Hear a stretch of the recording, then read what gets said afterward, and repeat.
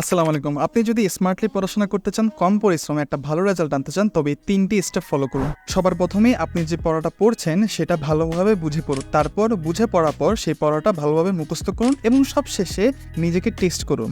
আপনি যে পড়াটা বুঝেছেন, যে পড়াটা মুখস্থ করেছেন, সে পড়াটা মনে করার চেষ্টা করুন। এখন সমস্যা হচ্ছে ৩টা টেকনিক বলতে অনেক সহজ, কিন্তু করতে অ্যাকচুয়ালি কঠিন।